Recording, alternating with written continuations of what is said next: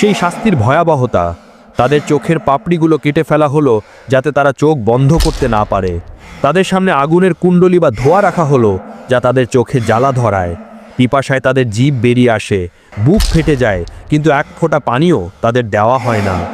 কেয়ামত পর্যন্ত, সিংগায় ফু দেওয়ার আগ পর্যন্ত তারা এভাবেই ঝুলতে থাকবে। কিন্তু গল্পটি এখানেই শেষ নয়।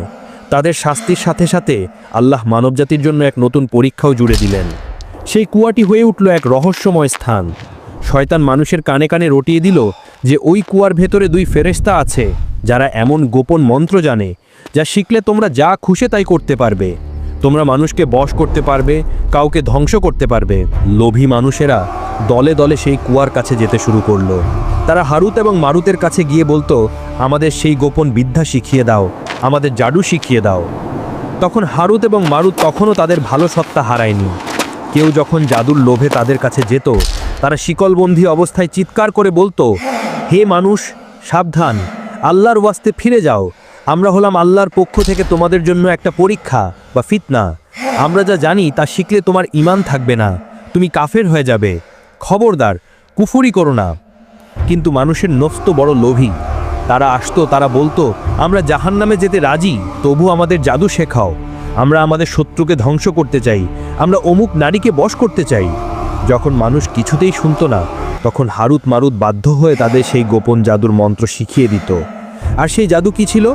আল্লাহ কোরআনে বিশেষভাবে উল্লেখ করেছেন, তারা তাদের কাছ থেকে এমন জাদু শিখত যা দিয়ে স্বামী এবং স্ত্রীর মধ্যে বিচ্ছেদ ঘটানো যায়। চিন্তা করুন, শয়তানের সবচেয়ে প্রিয় কাজ হলো স্বামী স্ত্রীর সংসার ভাঙা। আর এই জঘন্য বিদ্যার উৎপত্তি হয়েছিল সেই ব্যাবিলনের কুয়া থেকে। মানুষ সেখান থেকে ব্ল্যাক ম্যাজিক বা কালো জাদু শিখে সমাজে ছড়িয়ে দিল। এভাবেই পৃথিবীতে জাদুর বিস্তার ঘটল। আজ হাজার হাজার বছর পার হয়ে গেছে। বিশ্বাস করা হয় ইরাকের কোনো এক অজানা মরুপ্রান্তরের মাটির নিচে সেই কুয়ার ভেতরে হারুত মারুত আজও উল্টো হয়ে ঝুলে আছে। তারা প্রতিটি মুহূর্তে আল্লাহর শাস্তির স্বাদ ভোগ করছে।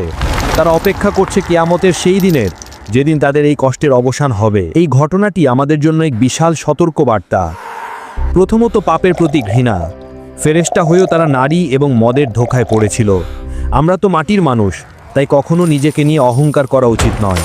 সবসময় আল্লাহর কাছে শয়তানের ধোঁকা থেকে পানাহ চাইতে হবে। দ্বিতীয়ত, জাদুর ভয়াবহতা। জাদু সত্য, কিন্তু জাদু করা এবং জাদু বিশ্বাস করা দুটোই কুফরি। যারা জাদু করে পাঠে যায়, যারা তাবিজ কবজ দিয়ে মানুষের ক্ষতি করতে চায়, কিংবা স্বামী স্ত্রীর মধ্যে ঝগড়া লাগাতে চায়, তারা আসলে হারুত মারুতের শেখানো সেই কুফরি পথই অনুসরণ করছে। এদের ঠিকানা জাহান্নাম। মনে রাখবেন, জাদুকর আপনার ক্ষতি করতে পারে, কিন্তু